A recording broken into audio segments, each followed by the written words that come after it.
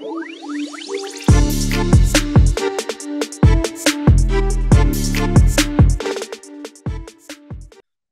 everybody and welcome back to Sweet and Sour Soccer, and we are back with another Nottingham Forest update, and there is a good reason that this beautiful man is on my screen. Yes, Steve Cooper is staying at Nottingham Forest until 2025. A new contract has been signed and the club have officially announced it today. Now this has come after a week where a lot has been questioned about whether Steve Cooper's time at the club was coming to an end, of course, after the disappointing defeat to Leicester City, the close local rivals. But whilst there was a lot of question, we now know the answer. It does look like the Nottingham Forest owner is fully backing Steve Cooper to get the job done still. And what better way to do it and say that you are the man. Guys, I am going to talk about in this video basically what's been going on at Nottingham Forest this week, because a lot has been happening since that defeat to Leicester, as well as giving my own personal view and also assessing both sides of this in terms of whether Nottingham Forest have made the right decision keeping Steve Cooper at the helm. Now, of course, before I do that, please do hit that like button and please do subscribe as well. And I forgot to say that. But let's carry on and jump into talking about this, which has been announced today. Yes, Steve Cooper is staying at Nottingham Forest. And it comes after a few tough weeks for Forest, currently sitting 20th in the Premier League. Bottom, of course, after 5 back-to-back defeats.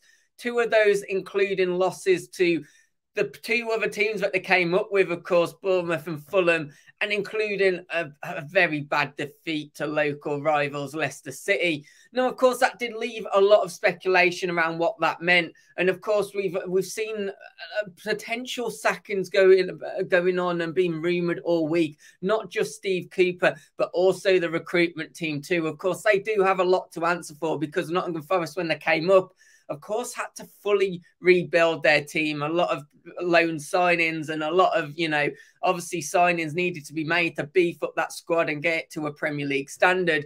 Now, of course, I reckon a lot of the reason why there has been such speculation as well is not just because of where Forest sit, but of course this man on screen. Now, the Nottingham Forest owner, who will obviously, has a fair share in owning Olympiacos as well, has been known to be quite ruthless, especially at Olympiacos, in getting rid of managers, also having a go and getting rid of some players when he really wasn't happy with how they were performing at Olympiacos as well. He holds everyone to an account. But to be fair, coming from Forest fans, there's a real feeling that, yes, he does have a ruthless side to him, but he does love the club, and plus he can be harsh, but he can also be very fair at the same time. And you would argue that's exactly what he has done today in offering Steve Cooper a new contract at the club.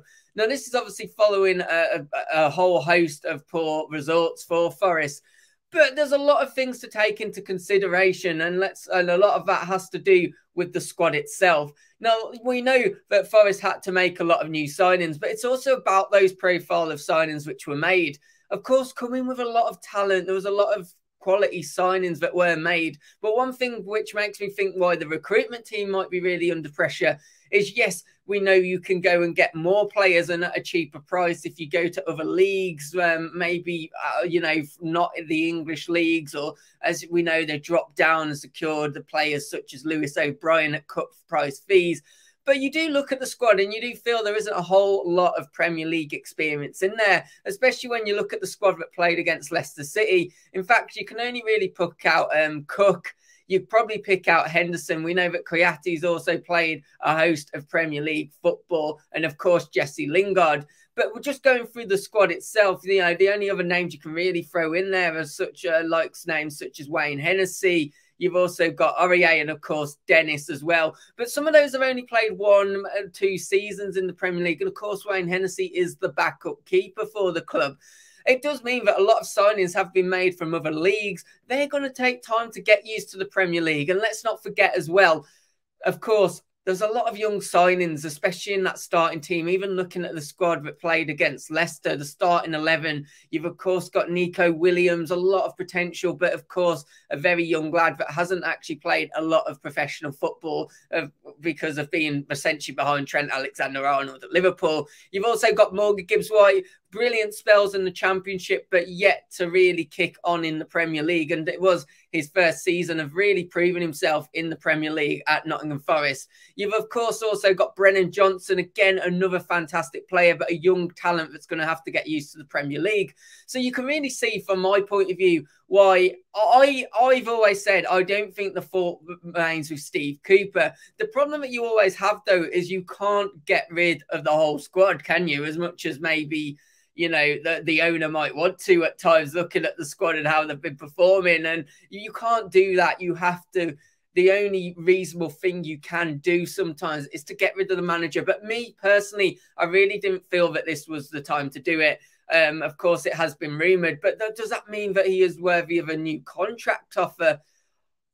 I think this is a big move. And the reason I don't particularly think it's a bad move either. Now, the reason I say that is because, yeah, I mean, sometimes we forget about the human factor of these professionals and, of course, the players and also a manager. It can't be nice having a lot of speculation around your job, especially when you're trying so hard to integrate so many players into a collective, so many individuals. And that's the problem that he's got.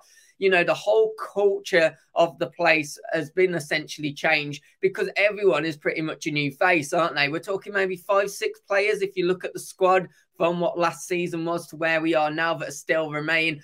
A lot has changed.